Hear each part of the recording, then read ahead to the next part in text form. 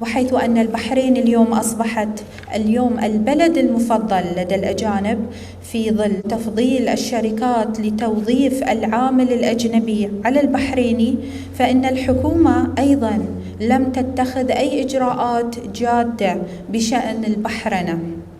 أزمة البطالة التي تعصف ب15,000 مواطن عاطل، يتحمل جهاز ديوان الخدمة المدنية مسؤولية نصف حل هذه المشكلة، حيث أن هناك 7,000 أجنبي في الحكومة يحتلون وظائف حكومية هي من حق أبناء الوطن، أي يشكلون 16% من إجمالي موظفي الحكومة، وهذا يعد أحد أهم أسباب البطالة في البحرين.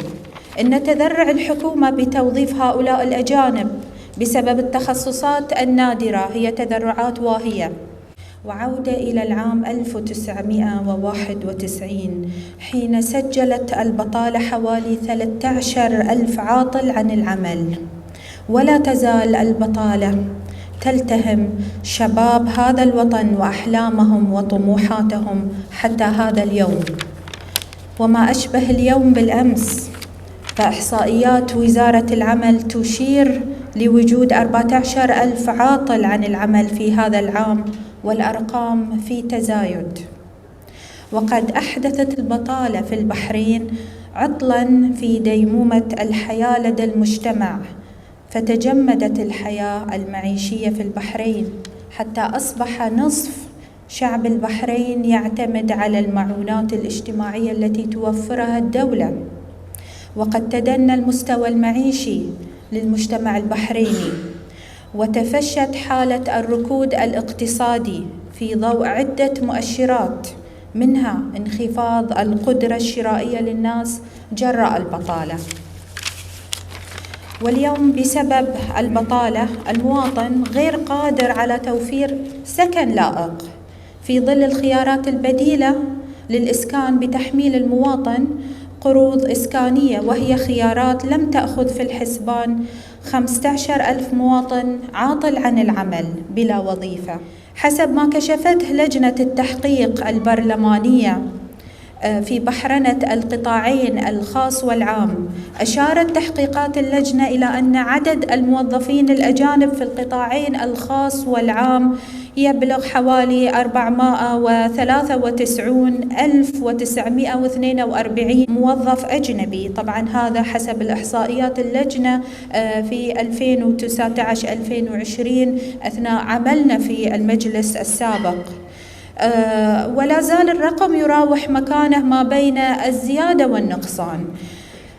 أيضا هناك 7,789 موظف في القطاع العام، منهم أجانب، هم الأجانب، عدد الأجانب في الحكومة، و486,153 هم أعداد موظفي الأجانب في القطاع الخاص. وزارة الصحة بلغ عدد الأجانب فيها حوالي 1,659 أجنبي في الوزارة، بينما بلغ عدد موظفي هيئة الكهرباء والماء من الأجانب حوالي 499 أجنبي بمعدل رواتب 1,485 دينار بحريني. وهناك 50 أجنبي في الحكومة الإلكترونية متوسط رواتبهم 1,543 دينار، حيث أشارت الهيئة لعدم توفر تخصصاتهم النادرة لدى البحريني العاطل وافتقار البحرينيين إلى هذه الخبرات. كشفت أيضا لجنة التحقيق البرلمانية عن أن متوسط معدلات رواتب 8 من الأجانب في هيئة تنظيم الاتصالات حوالي 3,500 دينار. السبب تخصصاتهم نادرة.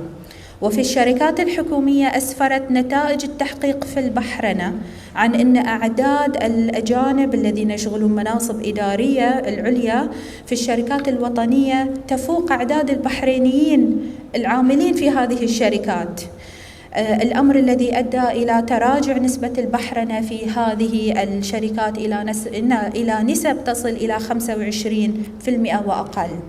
كما كشفت لجنة تحقيق البحرين البرلمانية خلال عملها بأن عدد من العمالة الأجنبية في الحكومة يعود تعيينهم إلى العام 1981، وحتى اليوم بالرغم من وجود الكفاءات الوطنية التي من الممكن أن تشغل هذه المناصب الإدارية، وعروجاً على نسب البحرنة في الشركات الحكومية، نجد أن شركة ألبا مثلاً تضم 541 موظف أجنبي من أصل 3200 موظف يشغلون مختلف الوظائف، بينهم 17 موظف إداري متوسط رواتبهم 4000 دينار، وهناك 888 مراقب ومهندس متوسط رواتبهم 2279 دينار.